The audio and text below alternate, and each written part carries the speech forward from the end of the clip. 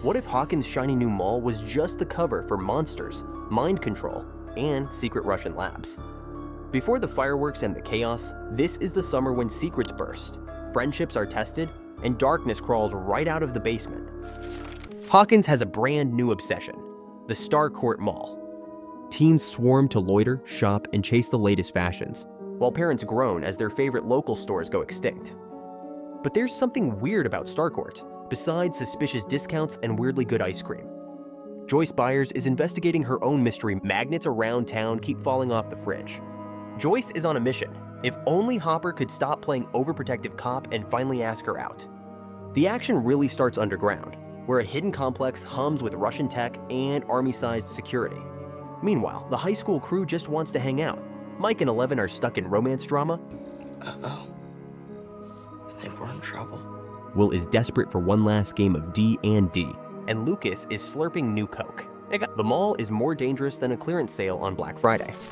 Enter Billy, Hawkins' #1 bad boy, now oozing evil after a run-in at the steel mill leaves him possessed and sweating buckets. One minute he's drag racing and soaking up sun as lifeguard. The next he's recruiting for the Mind Flayer's army. The catch? The Mind Flayer isn't just haunting dreams, it's building a monster from Hawkins' own citizens, powered by squishy, rat-eaten goods. Billy and Heather host the worst dinner party ever, force-feeding townsfolk to the monster. Nancy and Jonathan stumble into this nightmare at the Hawkins Post. She's hungry for stories, he's hungry for lunch, and together they chase clues until investigating Mrs. Driscoll, who's got a taste for fertilizer and a talent for screaming. The trail leads back to the old steel mill, the epicenter of creepiness. Billy's spiral draws suspicion, but the horror grows as more people vanish. And is anyone safe when the lifeguard isn't even guarding his own mind? Elsewhere, Eleven is trying to live like a normal teen. With Max as her new BFF, she ditches Mike to discover fashion, flirting, and the joys of mall life. Fun is cut short when Elle's visions flash urgent danger. Billy, the mill, and the ever-returning shadow from the upside down. Her powers make her Hawkins' best detective, but not even Eleven is ready for how dark Billy is turning. Cue the iconic sauna test. The gang bands together and lures Billy into the hottest pool party ever. Is it exorcism or steam room session? Messy either way. Billy, eyes red as mall neon, nearly kills Eleven before she blasts him through a wall. Now, every friend is on red alert. The Mind Flayer is back, it's learning, and it wants revenge. Meanwhile, Dustin returns from science camp claiming a new girlfriend, Susie, who may or may not be real. He ropes in Steve, Robin, and Erica to decode weird Russian radio messages in the mall's back corridors. This Scoops troop finds more than expired waffle cones. There's an underground lair, Russian baddies in tracksuits, elevators dropping into secret labs, and a laser trying to break open the upside down. Why just shop when you can spy? Steve and Robin share a truth serum heart-to-heart, while Erica proves herself Hawkins' toughest preteen. By the time they escape the Russians, the gang is exhausted, traumatized, and maybe lactose intolerant, but they've uncovered a plot that could destroy everything.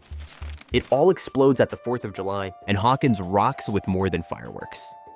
The Mind Flayer's giant monster, bigger, meaner, and stickier than ever, hunts Eleven and the gang through the mall, tossing mannequins and flipping food courts. Eleven is wounded, her powers scrambled after the Mind Flayer burrows a fragment into her leg. Gross out points, 10 out of 10. Meanwhile, Joyce and Hopper race to the Russian lab, battling soldiers and racing to close the gate before the monster finishes dinner. Hopper and Joyce face the impossible. Destroy the gate, knowing it could be one final goodbye. Meanwhile, Billy breaks free during a memory-triggered moment from Eleven, and sacrifices himself to save the kids. The Mind Flayer crumbles in chaos as the mall is wrecked. Government agents swoop in, leaving as many questions as they do cover-ups.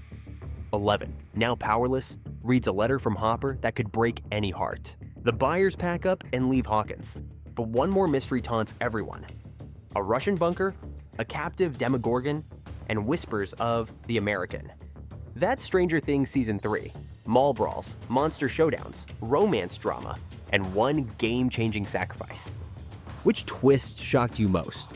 Billy's redemption? Hopper's showdown? Eleven's struggle? Drop your wildest moment in the comments. And don't disappear, because Hawkins is only getting stranger from here.